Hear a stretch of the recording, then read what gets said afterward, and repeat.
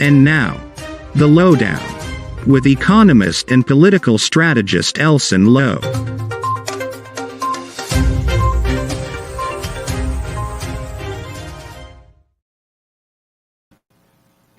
Good evening and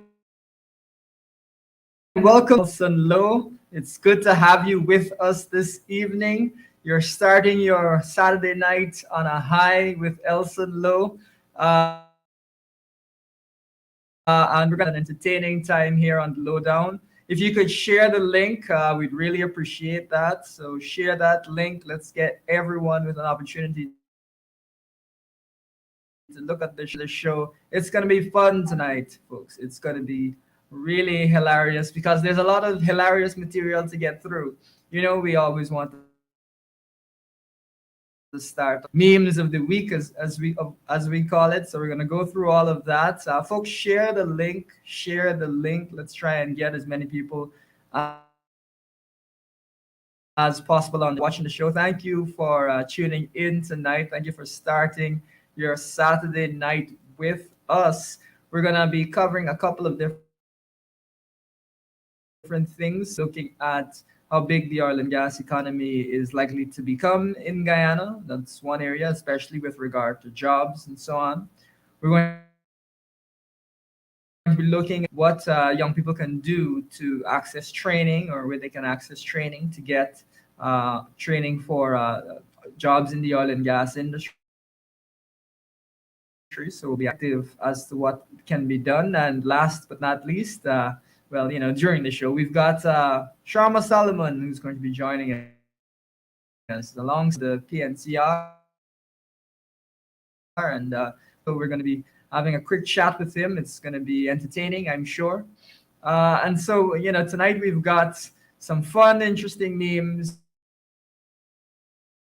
Over last few days, we saw that the Eccles to Mandela Road was opened. However, that resulted in than was intended by those in government currently. So we're going to go through some of the highlights in case you might have missed some of it. We're going to go through some of the highlights. It's going to be, please share the link. Let's try and get everyone to have a chance to see the show tonight. It's going to be good. We're going to have a fun time. And hopefully, if you're interested in getting a job in the oil and gas sector, it'll give you some persons that will be useful to you. So share the link. Let's try and get everyone let everyone get an opportunity to have fun with us this Saturday night. So as we kick off the meme of the week, one of the things that's important to note is of opening this new road, which is going to be from Eccles to Mandela. That particular area, it's supposed to reduce congestion, and we'll see. New road was accompanied by a ceremony, of course, and a monument. But the monument has stirred quite a bit of controversy because it's not look as it was intended to look. Either that, or maybe the design was not the best design in some people's opinion, but generated quite a bit of interest, I would say, and I would say perhaps more interest than the road itself. So we're gonna take a look, and unfortunately, it seems to me that the monument is a bit of a symbol for the road itself and for infrastructure projects. So we're gonna take a look at that. We're gonna have a look at some of the images. So if we could get our first image up, give people a monument. So there you see it. There's a Harpy Eagle monument It's supposed to be an eagle taking flight, I believe.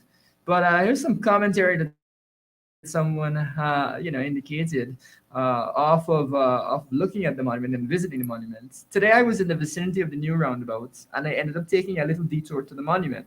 Here's what I gathered. It looks worse up close. It's not actually made of paper, even though it looks like it. It smells like fresh spray paint. The upside down yield sign was a hilarious bonus. This needs to be replaced. So the upside down yield sign, we'll get to that. We'll get to that. But looking at the monument, it is not agreed with Guyanese. It is not agreed with Guyanese. Folks, we're gonna go through this in detail. We're gonna give you some perspectives of Guyanese on this monument, and you'll come away with your own opinion regarding the monument. I'll put it that way. So let's get the next meme. Folks, remember to share the link, share the link. Okay, so we've got the monument in the center there.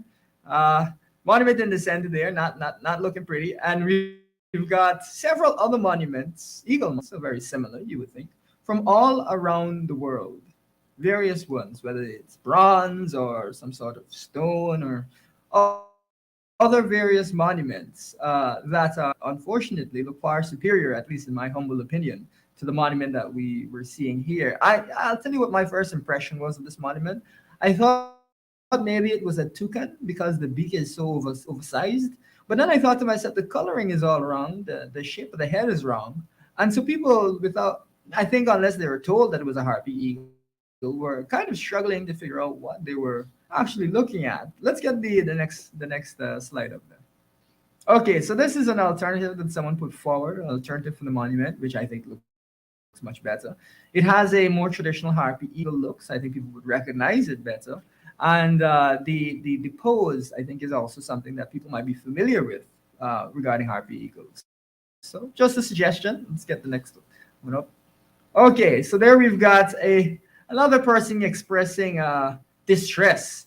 And so this particular meme goes, "You're too expensive. I know someone who can do it cheaper." The cheaper. So clearly, they're indicating that they're not too satisfied with the quality of the monument that was presented by the government. That maybe the government should have spent more on this. But we'll get into the spending element of things. Let's get the next one up. Okay, so people are now saying that it's a harpy, but when harpies look at it, they won't be able to recognize whether it's a harpy or not. They themselves might be embarrassed by the monument. So that's again one of the funny things about this. Let's get the next slide. Again, the people are as I said, the Guyanese seem to be quite agitated by this. Every harpy eagle in Guyana when they pass around the roundabout, looking at quizzically in confusion. What kind of bird is that?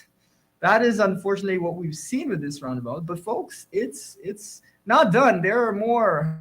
Let's get the next one. Okay, so we've got again.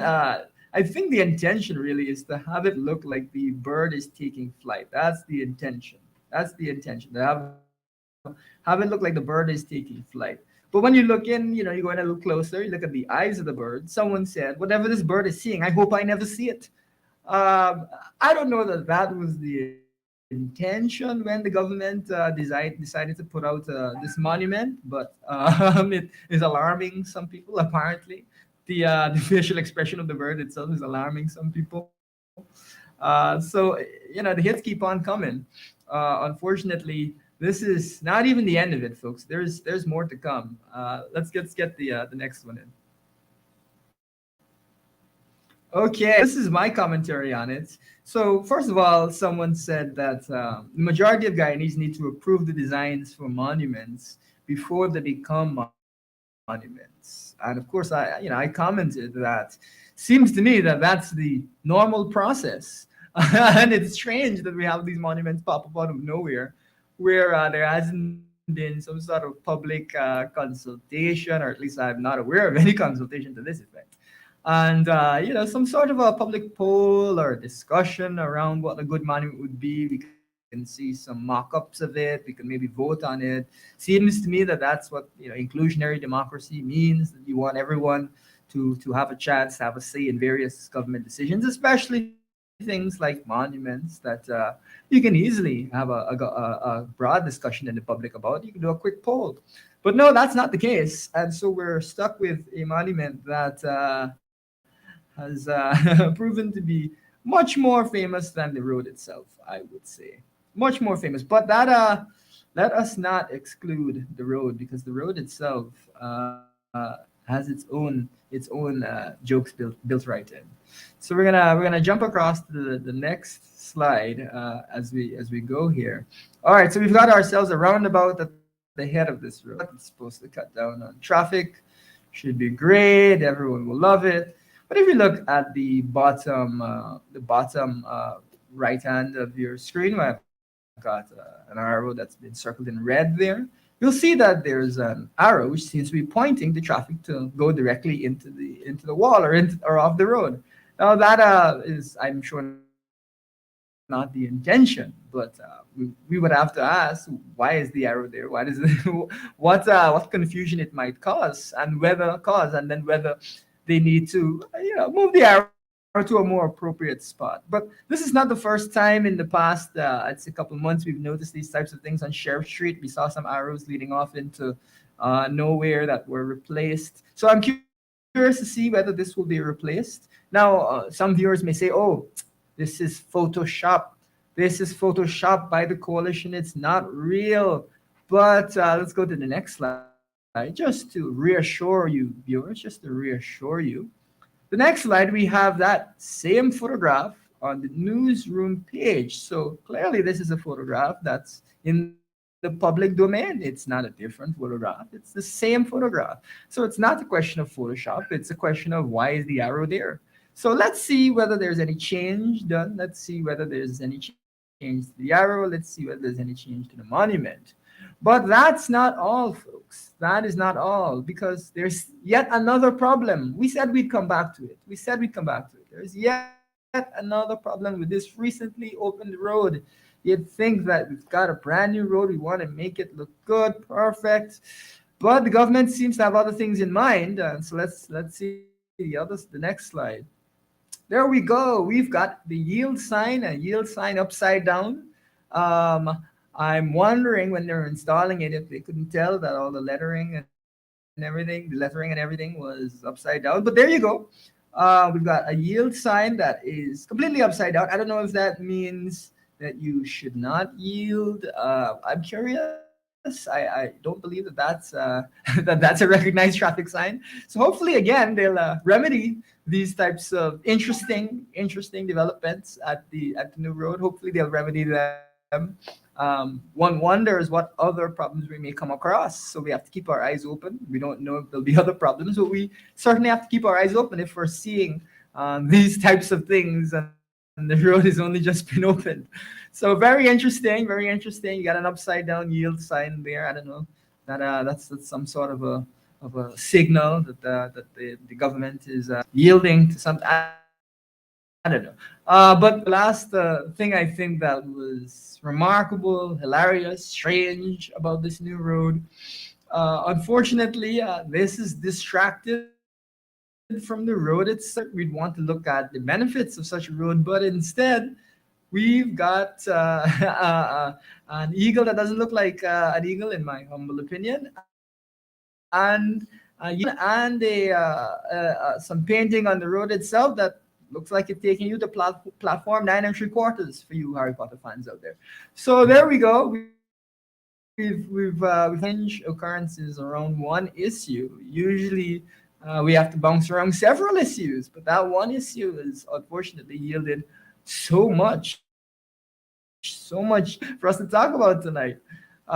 So that's the meme of the week section. Always lots of fun to chat about that, folks.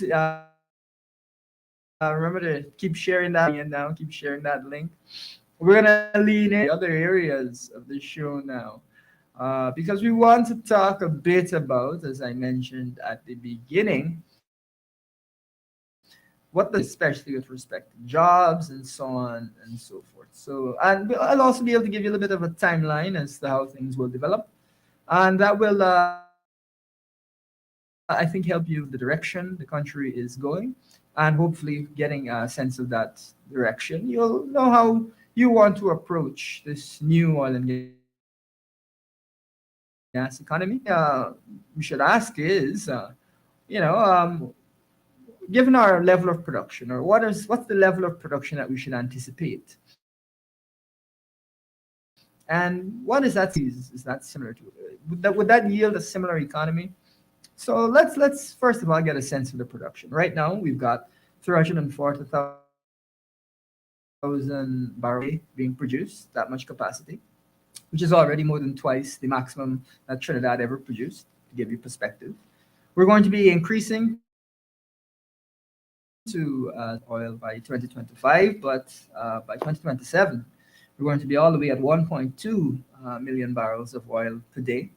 And we may peak out as time goes on. They seem to be being revised upward. But we may peak at 1.7 million barrels of oil per day, which is incredibly high, unbelievably high. Norway producing 180,000 barrels of oil a day, so just over 2 million barrels of oil a day. So we'd be producing something a bit similar to what they produce in kind of a general understanding of the direction the country may go if we manage things reasonably well in the job, and in terms of jobs. In Norway, they top employed was about 250,000, give or take. People involved in the oil and gas industry, so that's a huge number of people. Guyana, of course, we only have around 800,000. So 250,000 people being employed in the industry would be monstrous. It would be a massive, massive number of people involved. Now, I don't think we're going to get to that level because we're not going to produce, it seems, as many barrels of oil per day. Not going to produce that much, but we will see substantial increases. And what we'll try to through these increases to help you get a sense of where some of these things may come from, where some of these jobs may come from, and that'll give you Norway. If we could get the next slide up, Norway has substantial offshore oil and gas fields. Their industry is primarily offshore in the North Sea area. Norway, as a result of having so many offshore facilities, it has a lot of these types of offshore rigs, oil rigs. So that's what they make use of in Norway to extract their oil and gas. We, on the other hand, use FPSOs. Let's get the next slide up. We use these ships that are not anchored. Actually, from what I understand, the ships are not actually anchored, but rather the engines run continuously, keeping them within a specific space, a specific area, because no chains exist that would be able to keep those types of ships chained because they're so large, or at least that's what it was indicated to me. So that's what we use instead. Large ships that have number of staff on board, lots of crew. The crew work in shifts, so for X number of days, then they'll come off, be on shore, or go back to their families. Another shift will be on, they will work, and that's how we've been extracting oil so far. We currently have two FPSOs offshore. We've got a third on the way, and what we're expecting is that we're going to see more and more of these, and we may see as many as 12 of these ships offshore Guyana. We may see as many as 12 of these FPS offshore Guyana. That is a lot. That's a huge number of ships. And indeed, by 2030, we're going to see the industry reach not necessarily its peak, but really crank up to a level that's near or nearing its peak. Now it's 2022, folks, and we're going to need people to be employed in this industry. So I would say that we need to have people in schools like yesterday because we need to train people to have them fill a lot of these types of jobs. That's one area that I think the government is really falling down. They haven't put in place robust enough training programs, aggressive enough training programs, given the scale of what will be required. And so as a result, I'm not convinced that we'll be able to meet these needs without importing large amounts of people. And we'll get into a little bit of how much you can, the labor force you can kind of expect as we go along. We'll get into that. We'll get into that in a minute. The FPSOs, we're going to see as many as 12. We're going to see production as high perhaps as 1.7 million barrels of oil per day. Million. That's almost as much as Norway, times as much as Trinidad at its peak, 10 times as much. So we're talking about a huge amount of oil being produced, a huge amount.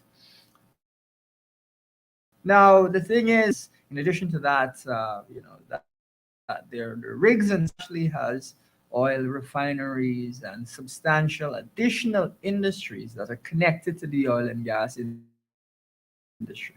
They have as a result of that, they generate a lot of other jobs in those industries. We are, I think, unlikely to have a full-blown oil refinery of the scale that Norway has. Rather, we may have one or two smaller oil refineries. And in fact, we're expected to have, I think, probably two, maybe one in Berbice, maybe one in another area of the country. They'll probably generate 150 jobs each. So let's say 300 jobs between the two of them. So not bad. I know that currently there are 6 applications for refinery. Clearly, there's going to be something there. But what we're going to see a lot of in Guyana, we're already starting to see it. But we'll see a lot more of it is we're going to see a lot of shore bases developed.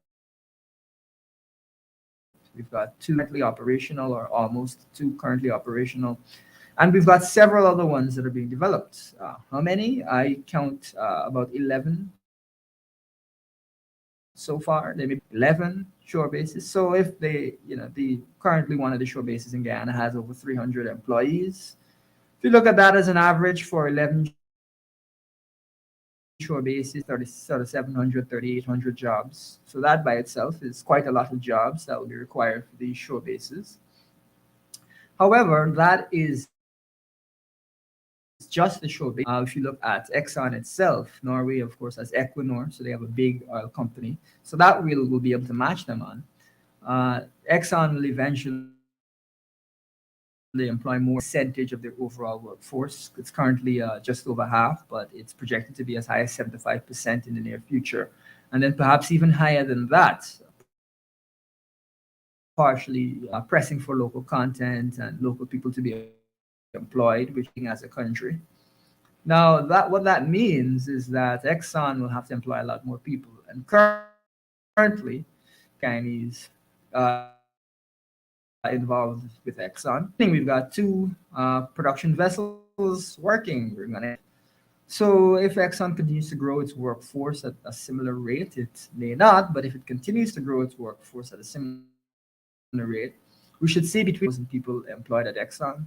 This is going to be one of the major areas that Exxon operates in the world, accounting for as much as, I believe, 20% perhaps more than that, though, as we go along. So you're going to see quite a lot more jobs. Of course, there may be some changes as time goes on in terms of the overall amount, but at max 1,000 Guyanese. Exxon is also working to develop its own shore base. I believe they're making a 600 million US investment in a shore base. But that's going to be about a very large shore base, or a shore base with a lot of capabilities. So I expect that that will employ more people than some of the other shore bases. So that's how Exxon's going to build up a large number of them. Got about 90,000 employees in the US, but they've got some oil refineries there. So that's always going to be a bit bigger. We're going to be considerably smaller than that, a huge amount of oil for the company. So that's a ballpark range of what you can anticipate in terms of their overall workforce at peak. So future here as we really ramp up production. And it's indicated that in the US at least, it's indicated that for every job in the oil and gas sector, there's 2.7 jobs created in other sectors. So there's 2.7 jobs created in outside of the oil and gas. If you're looking at 30 to 40,000 jobs for Exxon, you could be looking at over 100,000 jobs generated for Guyanese in industries that are not directly connected, whether that's food, whether that's building homes, whether that's retail, all sorts of things that are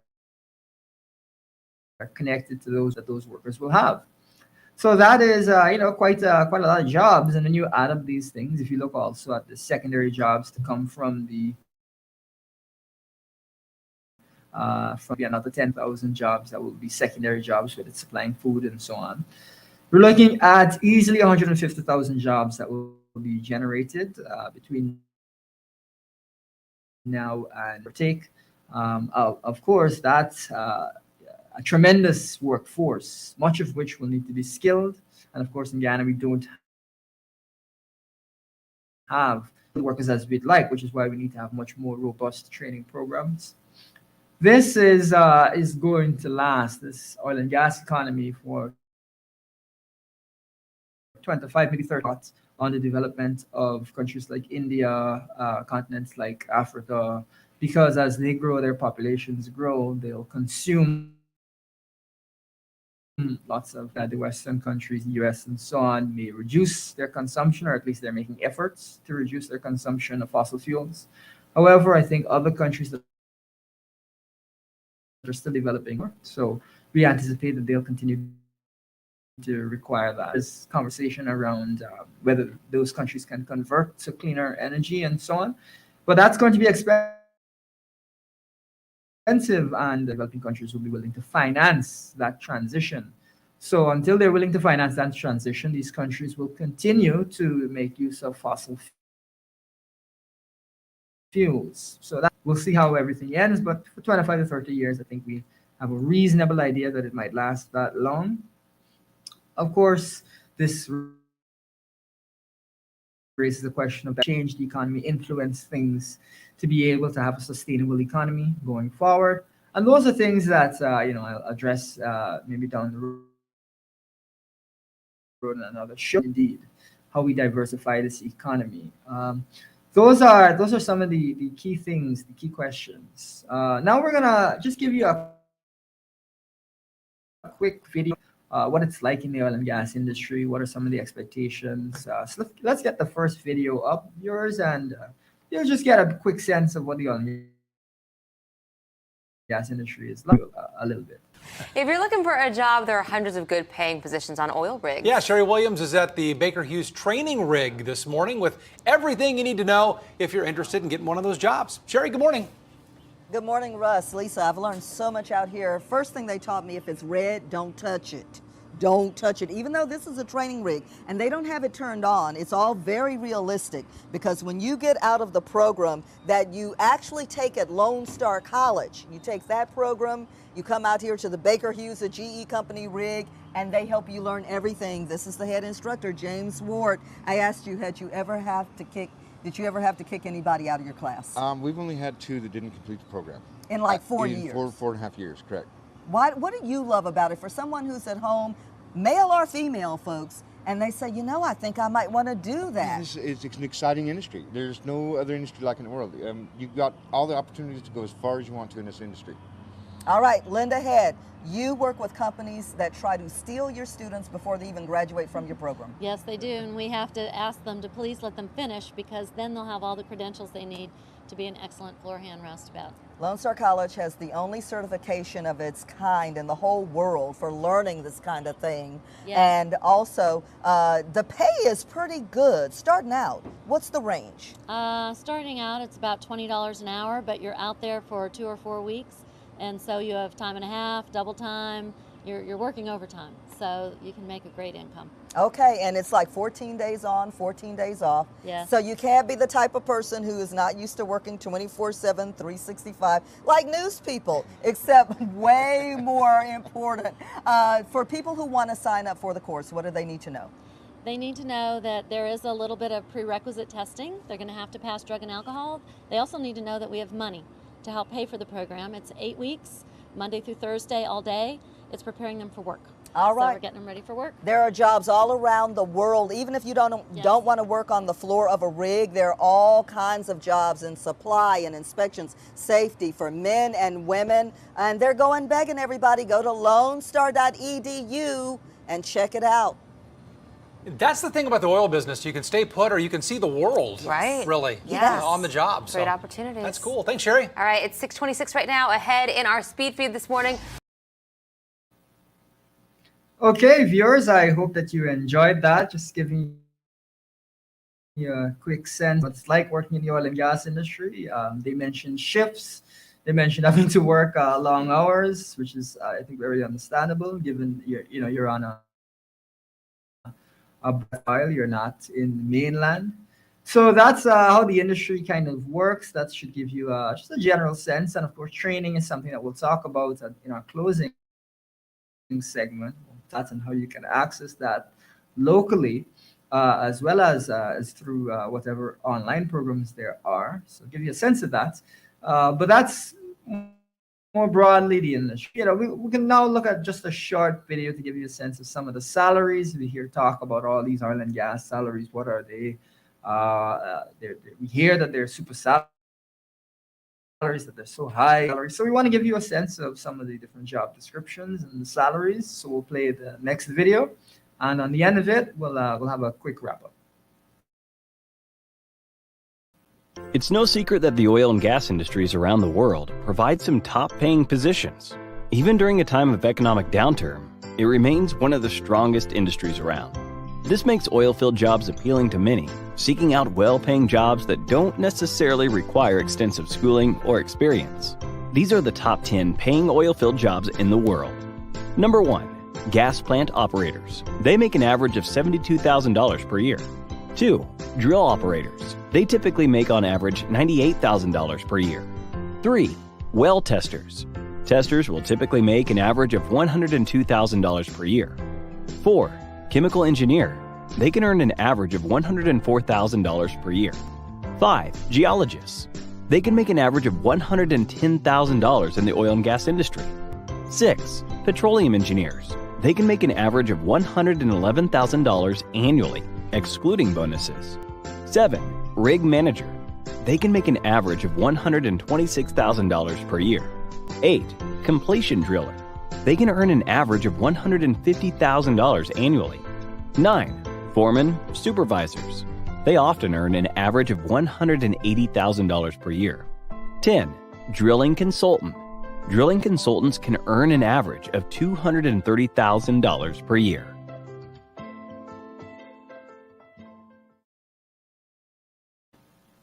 My, folks, my, money to be made, money to be made. The coalition speaks about, as an example, retraining Gaisuko workers to join the oil and gas industry. I think it should be abundantly clear that it is retrained, and that anyone saying that you shouldn't be retrained is not in your corner.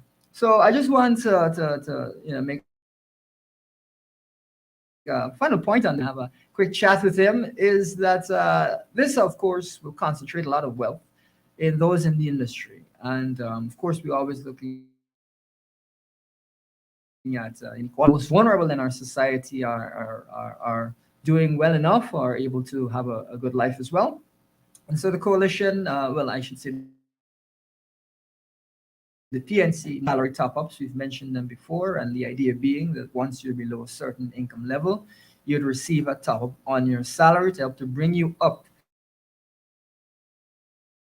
to the level that we believe is real for you to live in the country, and that's something we would regularly evaluate based off of various metrics.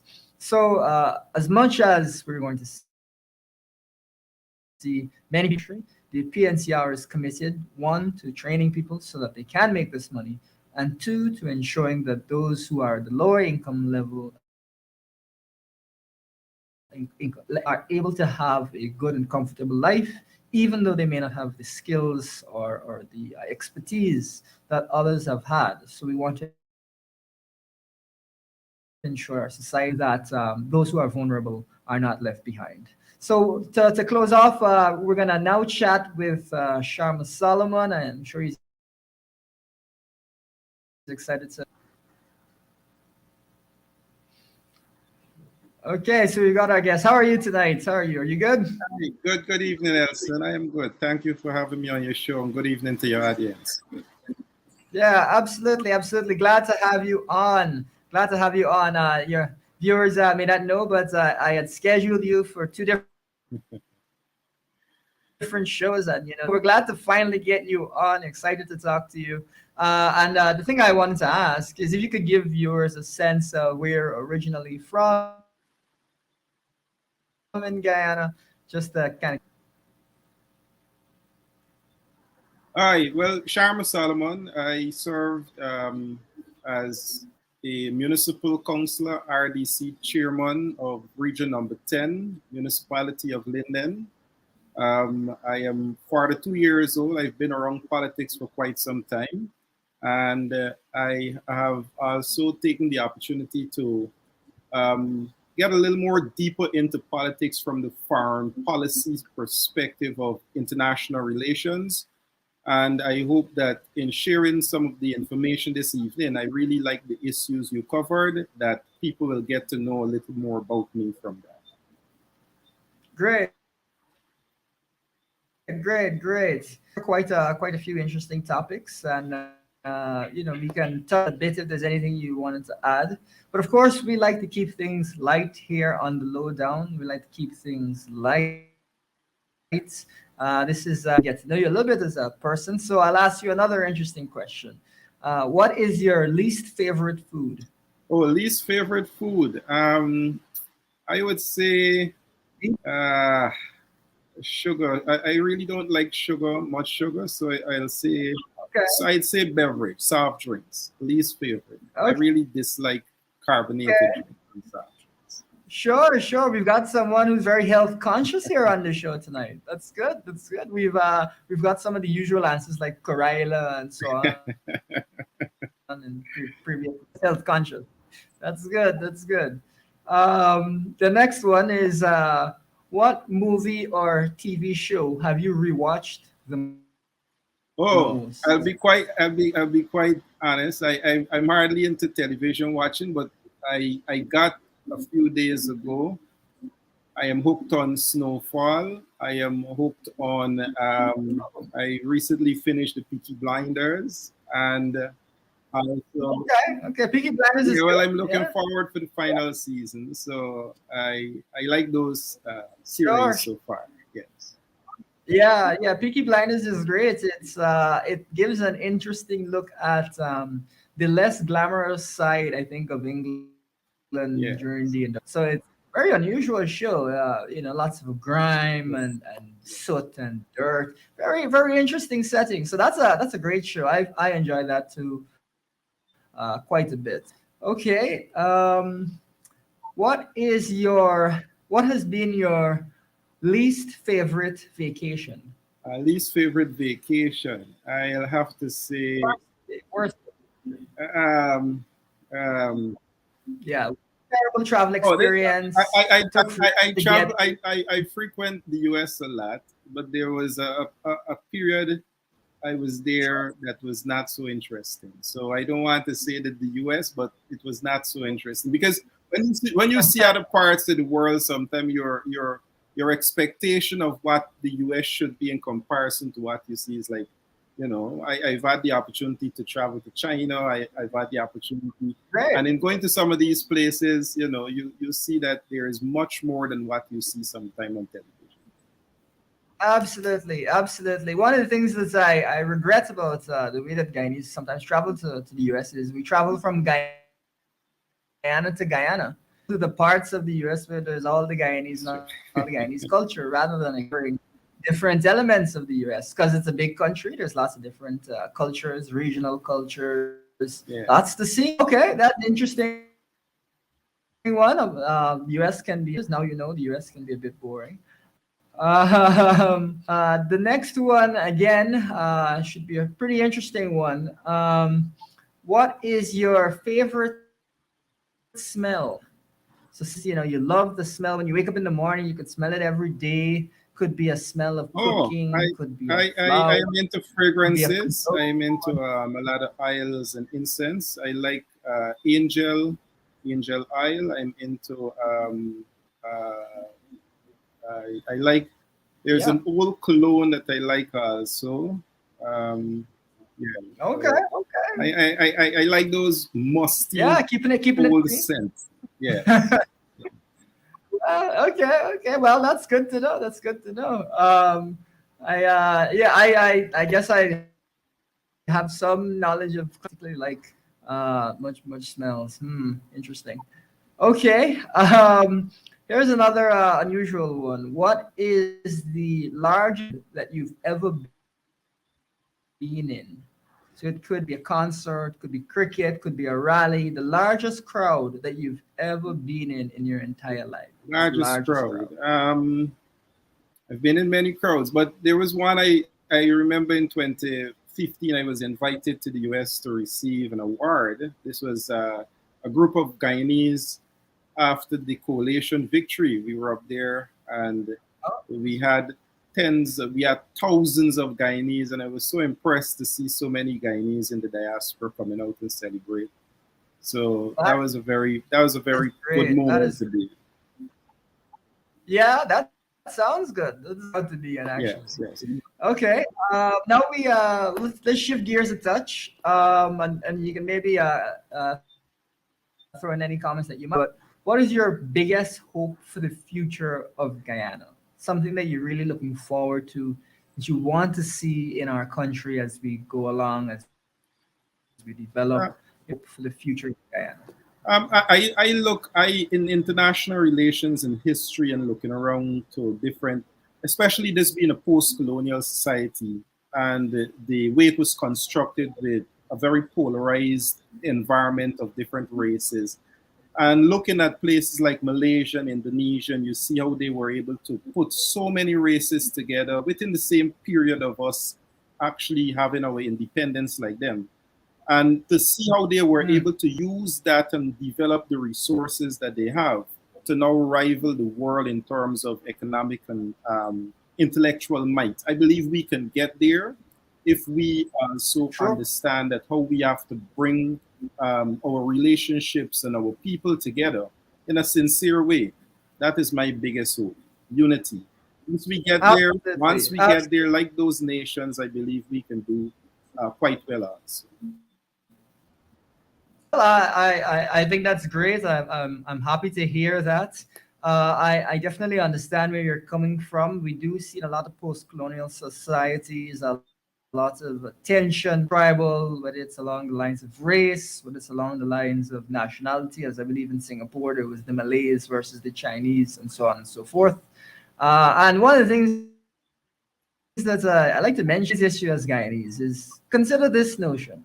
It is not at all surprising or even interesting that we have racial strife in Guyana because this is societies. So let us proceed from the assumption that this is what a lot of people are dealing with. And let's try to see how we can learn from other societies. And I think if we think about races as a big, this is a normal British colonial tactic. They do it all the time.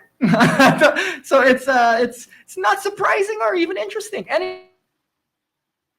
Anyway, one side of the coin of things. Do you have anything that you'd like to mention as we kind of close off? I know that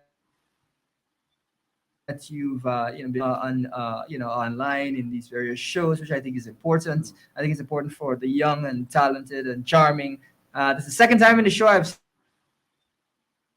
said that you're talented and charming. To get a chance to speak as much as possible, I think that we will lend a voice that can bring people together, but also share different perspectives. So, I'm always glad to hear from younger folks. If you have any closing remarks, give you an opportunity. Well, thanks for considering me younger folks. So I am grateful to still know that with all the gray, I am considered that. But just to say that, it's important that you made mention about having my voice and to include your voice. And to just say that is what I would want to see from many more Guyanese, especially younger Guyanese like yourself, and I take that young too, that youth like myself, to be able to speak. I believe in those three principles as Guyanese try to change our reality and the circumstances, is that we see things we don't like. For example, you saw that very ugly bird, whatever it is at the roundabout. You don't like it. You don't like it. Whatever it is. And when you see things after a while, you speak about it. We have to come to that point of when we see things and it's not right or it's not within our best interest, we say. And then we move to that third state of advocacy that if when we speak, we have to get to a point of doing something about it. So I hope to see that sort of activism and encourage yourself and many other young people to get to that point of letting us do something to change our society. Yes, absolutely. I think that's so critical. There is, on the one hand, speaking out and general speaking out, but there's also the importance of action. So those are the types of things that we need to see. I am desperately curious as to whether they'll. If they don't, that will perhaps be even more entertaining. But let's see how that goes. I'm also desperately curious what the monument cost, the sense of the value of the monument and whether it met its value. Remember, Of course, we I have don't know, 10,000 different species of birds, so I am still yet to figure out which one that is. Over 10,000 different species. So if they don't, don't get it right, that is why people should be so annoyed and upset. Because if you don't get it right, what type of bird? Guyana is one of the best birding destination in the world. Sure. Yeah. You just can't pass up anything for millions of dollars and say it's a bird. What kind of bird? Yeah, I completely agree. It's very embarrassing, and in fact, the harpy eagle is known for having a very prominent feathers above its head and so on. I think that's made it so difficult for people to even recognize. Like I said, I thought it was a toucan at first, but I said no, the coloring can be right. Anyway, long story short, something needs to be done. Again, humbly suggest to the government that they start with the upside down yield sign, because it seems to me, I could be wrong, that might cause a traffic accident. So hopefully, in the nearest future. So thank you very much for coming on tonight, Sharma. Nice to be on. Good having you on. We learned a bit about you. We learned that you're an old-fashioned sense. And so we'll look forward to chatting with you in the future as well. Good having me on. Stay blessed. So that was Sharma Solomon as a member of the PNCR. He gave you a sense of what he's worked on, and he's someone who has some relations experience and understanding in that field. So we thank him again for coming on our program. And next, we're going to talk a bit about for young people who want to get involved in the oil and gas industry, especially as it regards training. So you might have picked up over the course of this show that there's different levels of training that are required for different types of jobs. And as a result, maybe what I would suggest is you might want to start from the perspective of what is the job. You could be interested in being a petroleum engineer. You could be interested in working on an FPSO itself. You could be interested in working on a shore-based job. So you should probably ask yourself, what are you most interested in, and start from that perspective, and then work your way backward. But essentially, there's various ways to get trained in the oil and gas sector. The Center for Business Development does some training, even though that's going to be training mostly in terms of supplying Exxon and the others with goods and services. So business development training, still in the oil and gas industry, but more tangential. There are also a few scholarships that are offered by the government through the Gold Scholarship Program. Previously, that I don't think anywhere near enough focus is being placed through those types of online programs, anywhere near enough focus on the number of scholarships, the oil and gas area. I think it's kind of by that we have oil and gas scholarships there, rather than that being the clear focus of the program. So there are some program you can apply to the government regarding that. You can probably just Google that and I'll pull up all the information. But the Gold program has oil and gas scholarships, which will be, of course, on you. You're also going to see various other training centers around the country have these types of programs developed. The PNCR believes that we have to have more training facilities, that we need to build up the existing facilities, and that we need to require, because we must tackle the skills gap that we see in our population. We cannot allow it to go by the way so much on infrastructure rather than get these jobs, training up our population to get these jobs. If we don't do that, then we'll rely a lot on imported labor, and we're already seeing a lot of imported labor. Now, because we don't have the capacity, but it would be a real shame if most of the high paying jobs over time only ever went to foreigners and not to Guyanese. And it would be acceptable. And so we're going to do everything in our power from the PNCR's perspective to help Guyanese to get as much training as possible so they can occupy as is possible, as many as we can. But to that end, we've seen Gaisuko actually have a training center developed, set up. There's going to be a Gaisuko training center that's going to deal with some of the former sugar workers and so on. Of course, even the scale of what is required in terms of the number of people that are required in the oil and gas industry, perhaps Exxon needing as much as 30,000 workers. But not the only company that's going to be producing oil in Guyana. You've got CGX, which has a find. You've got Eco Atlantic, which has a couple of finds. Those companies, I'm sure, will eventually be producing oil. And so they'll eventually also need workers.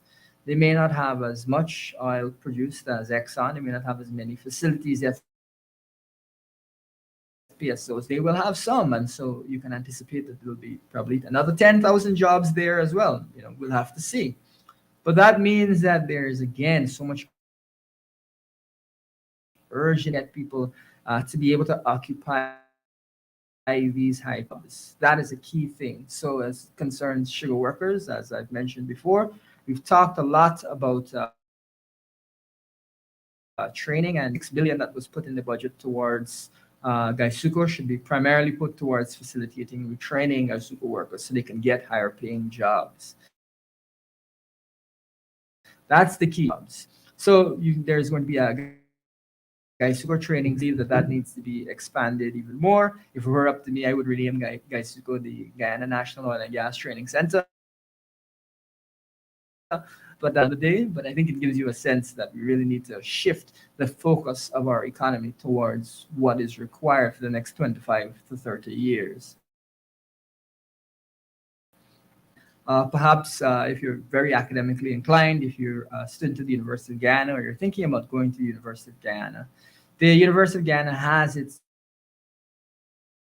own training. It actually has programs in place. It deals with training in the oil and gas sector. The University of Guyana does deal with training in the oil and gas. And here you could consider, we've got a last picture there, a last slide there of an oil worker. Let's throw that up. Let's help our viewers to visualize. Help our viewers to visualize them. You've got your guy in his hard hat and his coveralls, his overalls. You've got in the background an oil rig. These are the types of things that you should be putting your mind towards. Imagine it yourself. Do you want to be that type of oil rig worker, or would you prefer to be maybe more in an office? Like there's some Guyanese that have been involved in finding the various oil finds in Guyana, and they've actually been involved apparently in naming the various fields. So oil finds, I guess. So that's something to keep in mind. This is you should visualize what this future might be like and how you might fit into that. At the university, an associate's degree in petroleum engineering, and they've also got a master's in oil and gas and renewable energy. So an associate's degree course. Usually associate's degrees are always shorter, and that's going to be in petroleum engineering. So you can probably attach that to your existing studies if that's what you'd like to do. And it's also in oil and gas and renewable energy, masters in oil and gas and renewable energy. So if you already have a degree, you can go for a master's. This will allow you to build out your resume to be much more marketable, to be much more to give you more access to working maybe in a managerial role, company like Exxon. These are the types of programs. I know the University of Ghana has additional programs. I'm just giving you a sample, but you can go to their website and find out about these types of programs. There'll be programs, I'm sure, as time goes on. And that is something that you can rely on as a local mechanism for you to get training. Of course, we in the PNC Ghana being free, I am very much committed to University of Ghana being free, and I believe that as we go further, we should encourage people as much as possible solutions so they can get these higher paying jobs, so they can get these oil and gas jobs. So if you'd like, you can go to the University of Ghana and benefit from their programs. They must be commended for that. After that, we've got other programs around the country, but these tend to sometimes be a bit more sporadic. They're not available every private training programs and so on. But what you'll actually see is that a lot of these oil and gas companies themselves, the companies themselves will have. I know that the Guyana Shore Base has some training programs. Guyana Shore Base Inc. has had training programs in the past to get employees up to speed so that they can work something that they obviously would want. They want to get workers in. I believe they're hiring another 150 over the course of the next year, but I have to double check that. But so there's, I believe, Total Tech has a training program as well. They've done periodically. So you'll see periodically these types of programs pop up. Needs to be alert to it. Keep Facebook pages and the websites of these particular companies for these opportunities. Keep an eye out for these opportunities. And once you do that, you'll enroll right away. Many of them are going to be free because it's for potential employees. So obviously the company is benefiting from you being trained. So just have to be able to get your foot in the door, and you get training, and then you can enter into the company and be a part of all that they're working on. Pop up with local oil companies. Keep an eye out. Keep an eye out on Facebook. Keep an eye out on their website. Keep an eye out on the newspapers, and try and seize opportunities that come to us. To the end of our program. I hope you had a good time with us tonight. We had a laugh. We talked in great detail about the oil and gas economy. We talked the bits need to be done in order for us to meet the needs of that oil and gas economy. We've also talked about how you can get training so that you can get a job. And we, of course, had with Sharma Solomon, nice and light chat. Thank you for tuning in again. Thank you for sharing your Saturday nights with us. And this has been the Lowdown with your host. We'll see you next week.